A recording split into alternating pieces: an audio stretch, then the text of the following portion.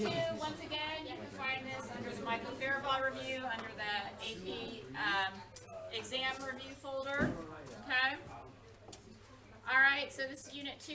I'm not going to cover this stuff again, but you're welcome to pull down the PowerPoint and go back over that stuff because that's kind of what we did in the first packet.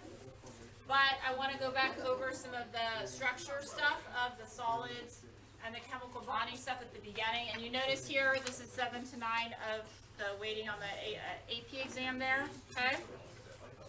All right, so looking here at polarity, okay?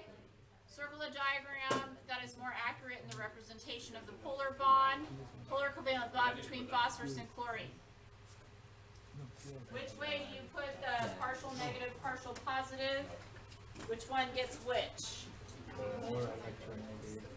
The more electronegative element gets the negative, so we're going to go with that one. Okay. Yes, the more electronegative element gets the negative. Yay. Now it says,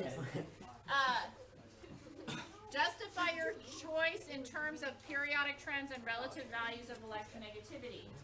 So we know that electronegativity increases as you go up and to the right, chlorine being the most electronegative element on the table. So as you go up and to the right, you have a smaller size atom with more protons, per ratio there, okay? So the more electronegative element is going to, pull the electrons closer, and the electrons will spend more time around there in the polar bond, okay? So here are some information, electronegativity, left to right, trends understood by electronic structure of atoms, the Shell model, and Coulomb's law. So the higher electronegativity will develop the partial negative charge relative to the other atom in the bond. Okay, so increasing here, as you can see, that's why the chlorine's more electronegative, and we'll go with that. Chlorine is more electronegative than phosphorus. So good explanations in here. Here, circle the diagrams, more accurate representation of the polar bond between oxygen and selenium. Oxygen and selenium, they're in the same group, so which one was more electronegative? Oxygen, okay, so we would say the same thing. Oxygen's more electronegative. There we go. All right, circle the bond with the greatest dipole moment. Does everybody understand what the dipole moment means? Remember that we use, for dipole moments, we use these arrows. Okay, and the arrow points towards the more electronegative element. So the greater the electronegativity difference, the bigger the dipole moment. Now, you want to look for it because they're not going to give you electronegativity values. You have to look for how they're spaced on the periodic table. The ones that are spaced farther away from each other are going to have a greater electronegativity difference. So if we look at CO, GeO, and NO, which one has the largest space between them? So that's the one we're going to go for. I'm guaranteeing we're going to see a periodic table here. There you go, as you can see. Okay, so more polar, less polar. The GE has the greatest electronegativity difference there, so that one's going to be the farthest spaced here on our periodic table. That one should be the most polar. Even more polar. Okay, greatest in difference in electronegativity. The smallest is going to be the N to O because they're right next to each other.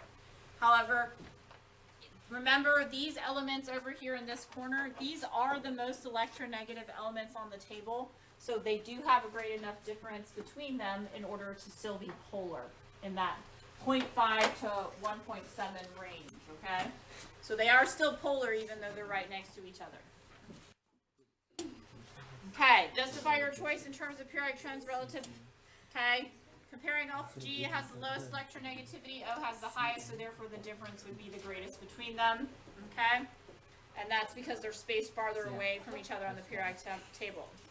Which one's going to have one of 0? Dipole moment of 0 should be obvious. C to C, obviously. Very good.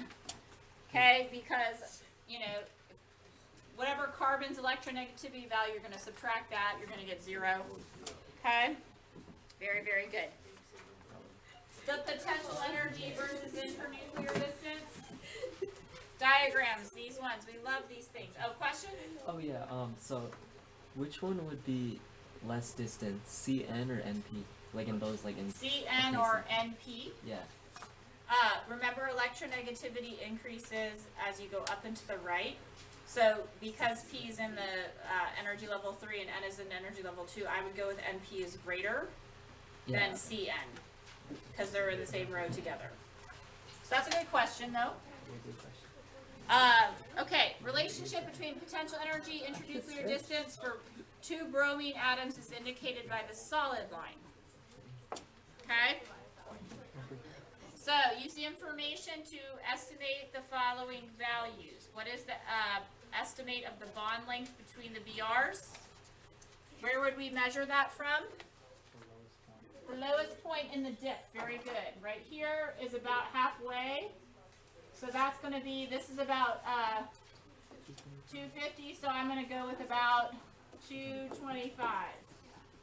Okay? The bond energy, though, is going to be what?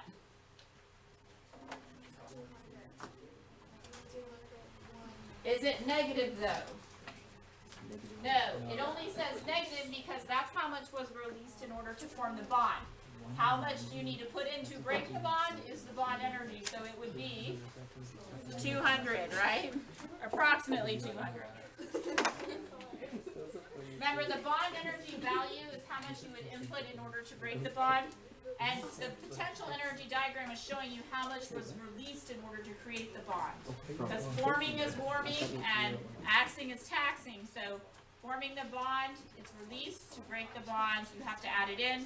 The bond energy, though, is a measure of how much you would add in to break the bond. How strong the bond is. Higher bond energy means stronger bond. All right, so as you can see, he drew it on here, approximately 225. And here, approximately 200. But do not make it negative, okay? It is like a magnitude measurement here. All right, do you predict that the bond length of the CL-CL bond should be shorter or longer than that of the BR-BR bond? CL-CL would be shorter.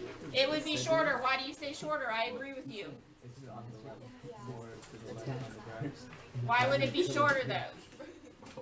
It would be more to the left on the diagram, but why would it be shorter? Looks higher, it's smaller.